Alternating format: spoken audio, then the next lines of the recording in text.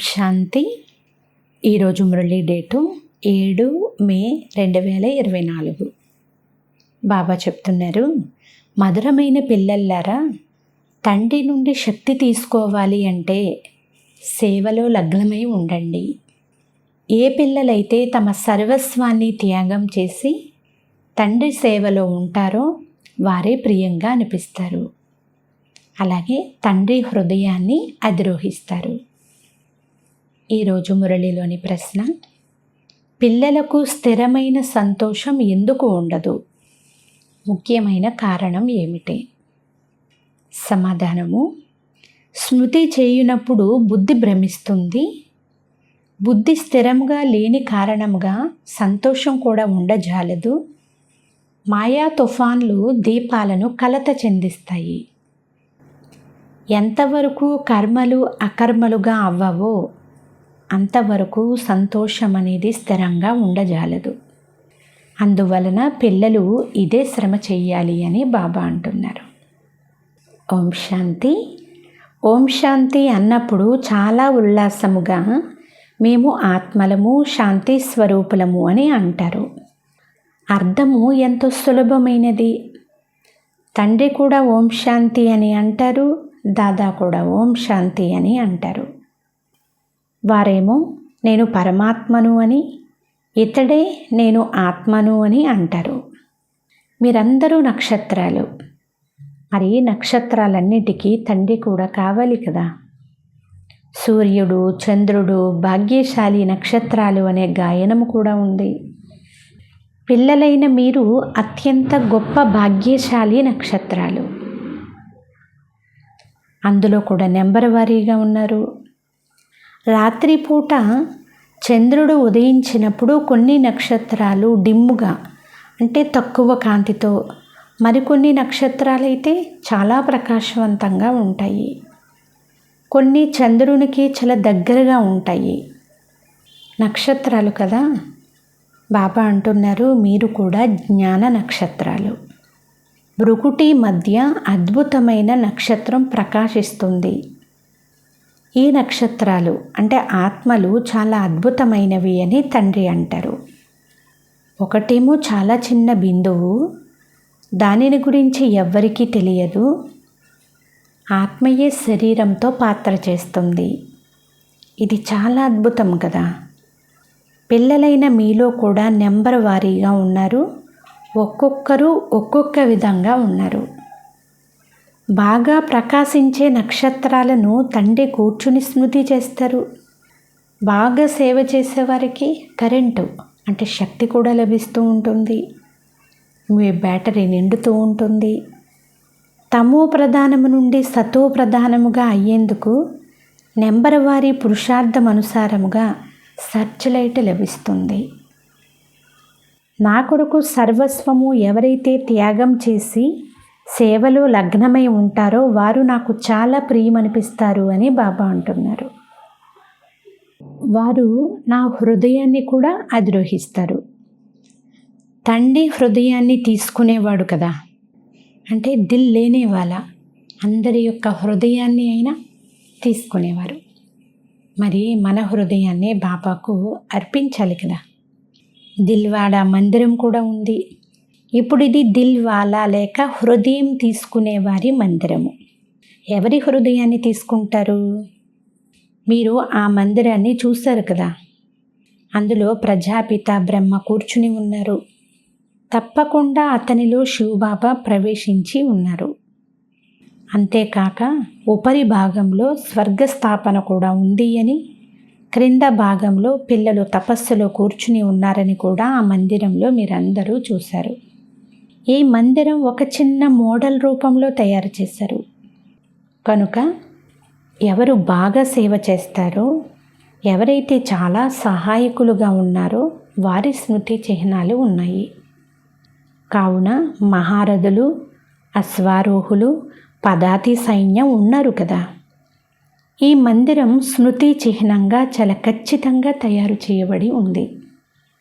ఈ మందిరము మా స్మృతి చిహ్నమే అని మీరు అంటారు.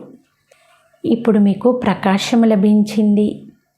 మీకు తప్ప మరెవ్వరికీ జ్ఞానం అనే మూడవ నేత్రం లేదు. భక్తి మార్గములో అయితే మనుష్యులు విన్నదానినంతా సత్యము సత్యము అని అంటూ ఉంటారు. వాస్తవానికి అదంతా అసత్యము, కానీ దానిని సత్యమనే భావిస్తారు. ఇప్పుడు తండ్రి ఎవరైతే సత్యంగా ఉన్నారో వారు కూర్చుని మీకు సత్యమునే వినిపిస్తారు. దాని ద్వారా మీరు విశ్వానికి అధిపతులుగా అవుతారు. తండ్రి ఏ శ్రమ కూడా మీతో చేయించరు. ఈ వృక్ష రహస్యమంతా మీ బుద్ధిలో బాగా నాటుకుపోయింది. మీకు చాలా సులభంగా అర్థం చేయిస్తారు. అయినా కానీ సమయం ఎందుకు పడుతుంది? జ్ఞానము లేక వారసత్వం తీసుకునేందుకు పెద్ద సమయం పట్టదు, కానీ పవిత్రముగా అవ్వడంలో మాత్రం సమయం పడుతుంది. ముఖ్యమైనది స్మృతి యాత్ర. స్మృతి యాత్రలో ఇక్కడ గమనము చాలా ఎక్కువగా ఉంటుంది. ఇంటికి వెళ్తే ఎంత గమనం ఉండదు. ఇక్కడ అందరూ నెంబర్ వారీగా ఉన్నారు. కొంతమంది ఇక్కడే కూర్చుని ఉంటారు. బుద్ధిలో మేమంతా పిల్లలము, వారు మా తండ్రి అనే నశ ఉంటుంది. అనంతమైన తండ్రి మరియు పిల్లలైన మేము కూర్చుని ఉన్నాము. తండ్రి ఈ శరీరంలో వచ్చి ఉన్నారు అని, దివ్య దృష్టిని ఇస్తున్నారు అని, సేవ చేస్తున్నారు అని పిల్లలైన మీకు తెలుసు. అందువలన వారిని ఒక్కరినే స్మృతి చేయాలి. ఇక ఏ వైపు బుద్ధి వెళ్ళకూడదు. సందేశి ఎవరి బుద్ధి ఎలా తిరుగుతూ ఉందో, ఎవరు ఏం చేస్తున్నారో, ఎవరికి నిద్ర వస్తూ ఉందో అంతా తెలపగలరు. ఏ నక్షత్రాలైతే మంచి సేవాదారులుగా ఉన్నారో నేను వారినే చూస్తూ ఉంటాను. తండ్రికి ప్రేమ ఉంది కదా. ఆ పిల్లలు స్థాపనలో సహాయం చేస్తారు. కల్పం క్రితం వలె ఈ రాజధాని స్థాపన అవుతూ ఉంది. ఇంతకుముందు అనేక పర్యాయాలు కూడా స్థాపించబడింది. ఈ డ్రామా ఒక చక్రం వలె తిరుగుతూనే ఉంటుంది. ఇందులో చింతించే విషయం ఏదీ లేదు. ఎందుకంటే తండ్రి జతలో ఉన్నారు కదా. కావున సాంగత్యం అనే రంగు అంటుకుంటుంది. చింత తగ్గిపోతూ వస్తుంది. ఇది తయారైన డ్రామా. తండ్రి పిల్లల కొరకు స్వర్గ రాజధానిని తీసుకొచ్చారు. మధురాతి మధురమైన పిల్లల్లారా, పతితుల నుండి పావనముగా అయ్యేందుకు తండ్రిని స్మృతి చెయ్యమని మాత్రమే చెప్తున్నారు. ఇప్పుడు మధురమైన ఇంటికి వెళ్ళాలి. దాని కొరకే మీరు భక్తి మార్గంలో తలలు బాదుకుంటూ ఉన్నారు, కానీ ఒక్కరు కూడా వెళ్ళలేదు. ఇప్పుడు తండ్రిని స్మృతి చేస్తూ ఉండండి. స్వదర్శన చక్రం తిప్పుతూ ఉండండి. తండ్రి మరియు వారసత్వమును స్మృతి చెయ్యండి. తండ్రిని స్మృతి చెయ్యండి. 84 జన్మల చక్రమును తిప్పండి. ఆత్మకు 84 జన్మల చక్ర జ్ఞానం లభించింది కదా. రచయిత రచనల ఆది మధ్యాంతం మరి ఎవ్వరికీ తెలియదు, కానీ మీకు తెలుసు. అది కూడా నెంబర్ వారి పురుషార్థం అనుసారముగా తెలుసు అని బాబా అంటున్నారు. ఉదయమే నిద్ర లేచి మేము 84 జన్మల చక్రమును పూర్తి చేశాము, ఇప్పుడు తిరిగి ఇంటికి వెళ్ళాలి అని బుద్ధిలో స్మృతి చెయ్యండి. అందువలన ఇప్పుడు తండ్రిని స్మృతి చెయ్యాలి. తద్వారా మీరు చక్రవర్తి రాజులుగా అవుతారు. ఇది సులభమే కదా, కానీ మాయ మిమ్మల్ని మరపింప చేస్తుంది.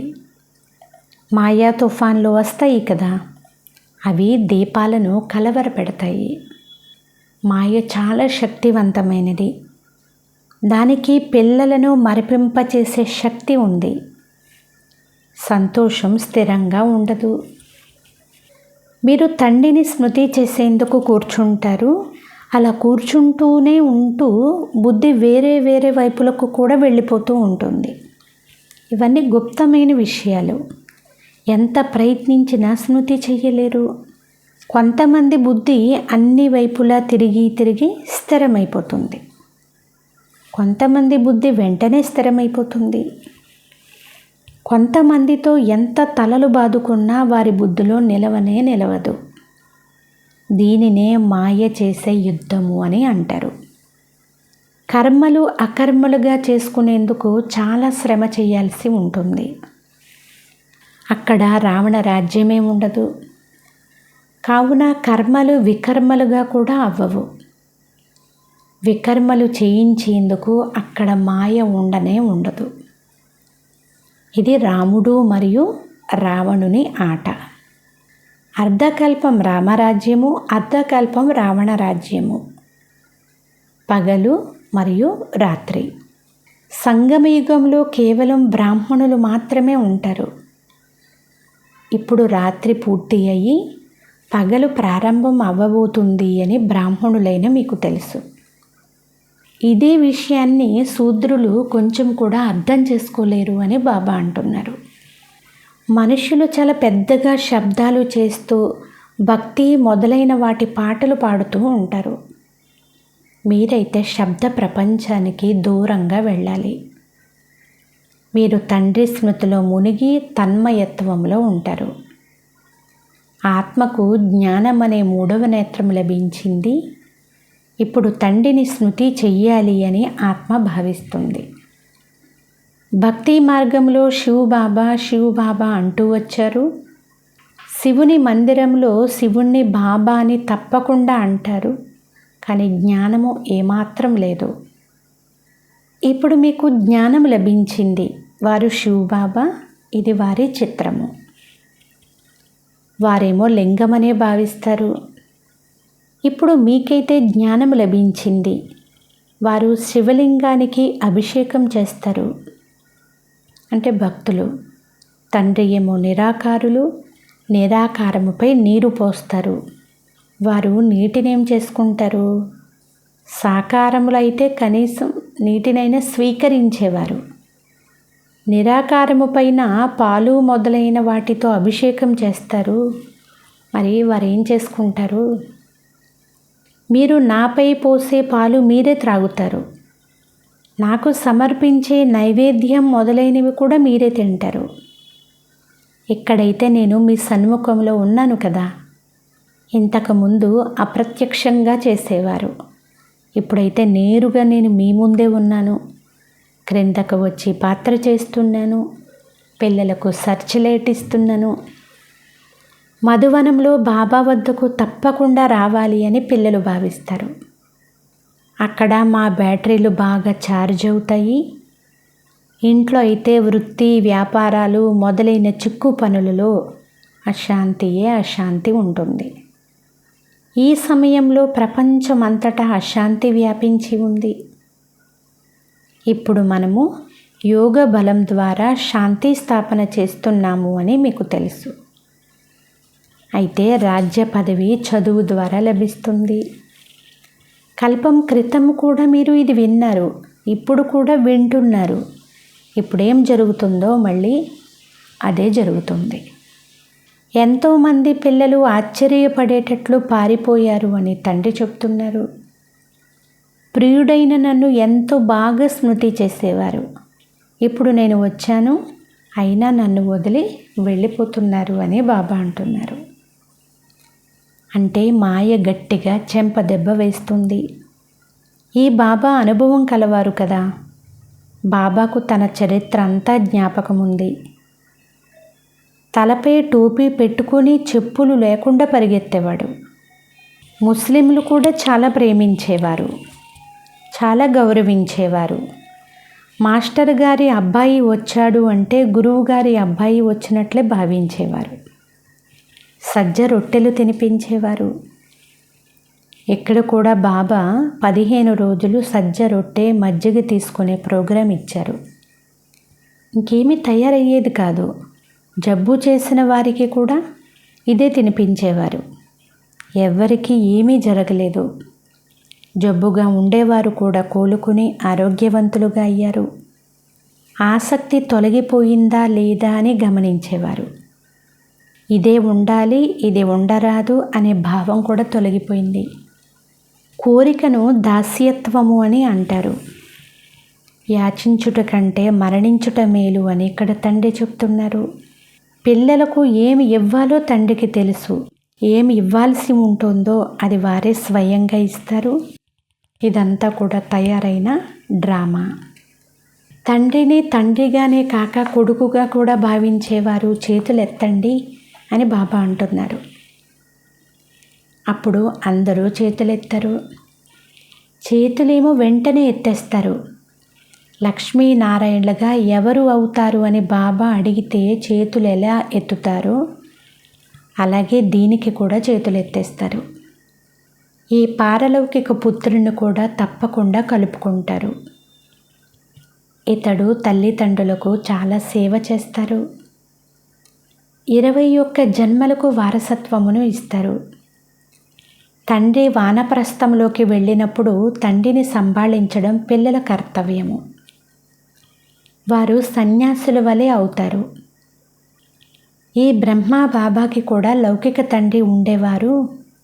వానప్రస్థ అవస్థ వచ్చినప్పుడు నేను కాశీకి వెళ్ళి సత్సంగం చేస్తాను, మమ్మల్ని అక్కడికి తీసుకుని వెళ్ళమని అన్నారు.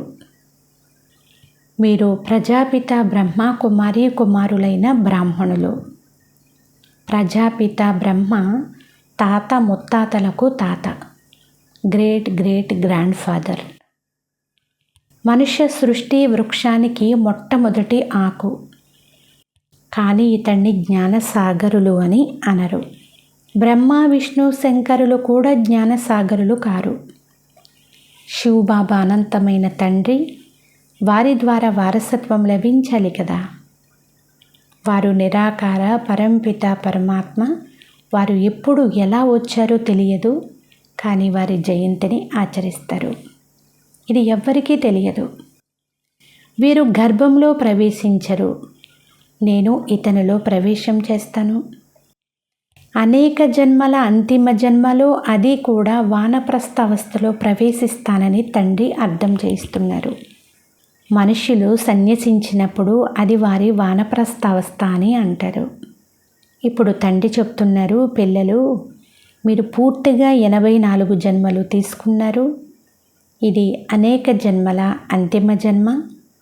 మీ అందరికీ లెక్క అయితే తెలుసు కదా. నేనేమో ఇతనిలో ప్రవేశిస్తాను. నేను వచ్చి ఎక్కడ కూర్చుంటాను? ఈ బ్రహ్మ ఆత్మ ఎక్కడ కూర్చుని ఉందో దాని ప్రక్కలోనే వచ్చి కూర్చుంటాను అని శివబాబా అంటున్నారు. ఎలాగైతే గురువులు తమ శిష్యులను తమ ప్రక్కనే ఆసనం పైన కూర్చోబెట్టుకున్నట్లు నా స్థానము ఇతని స్థానము ఇక్కడే ఉంది.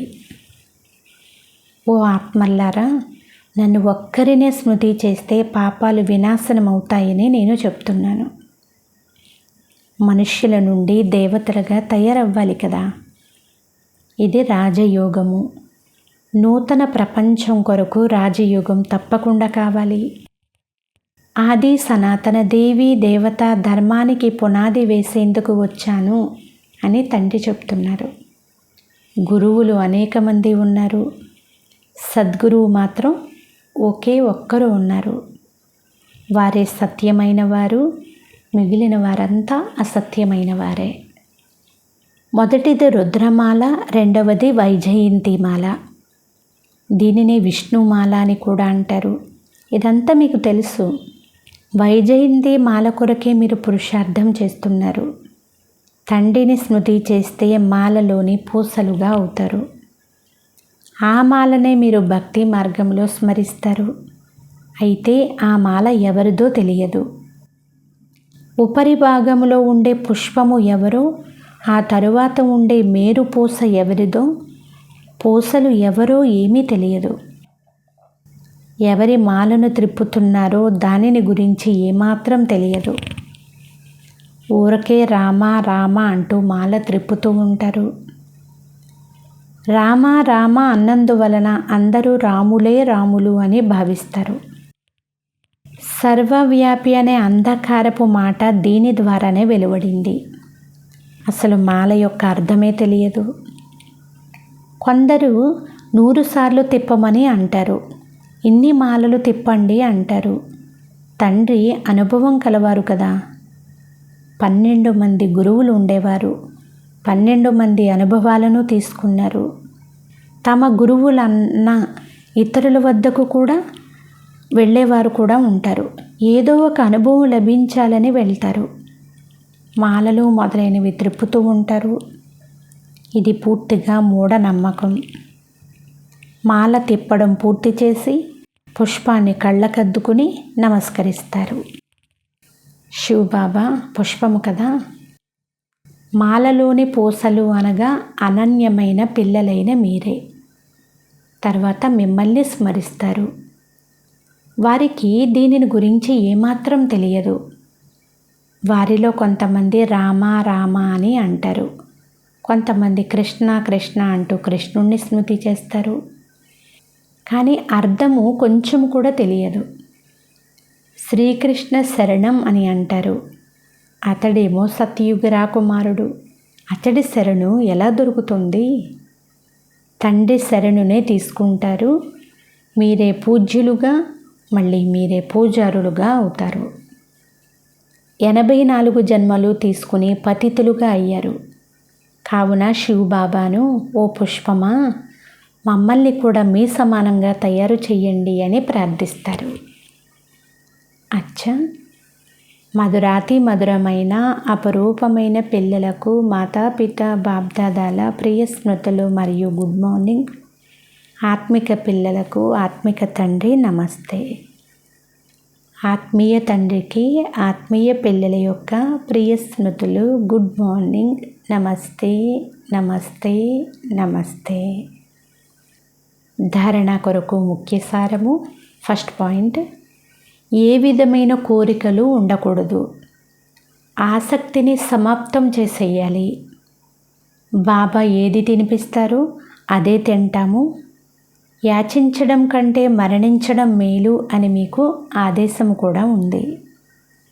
సెకండ్ పాయింట్, తండ్రి నుండి సర్చ్లైట్ తీసుకునేందుకు ఒక్క తండ్రితోనే సత్యమైన ప్రేమ ఉండాలి.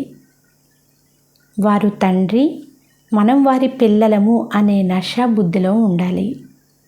వారి సర్చ్లైట్ ద్వారా మేము తమో ప్రధానం నుండి సతో ప్రధానంగా అవ్వాలి.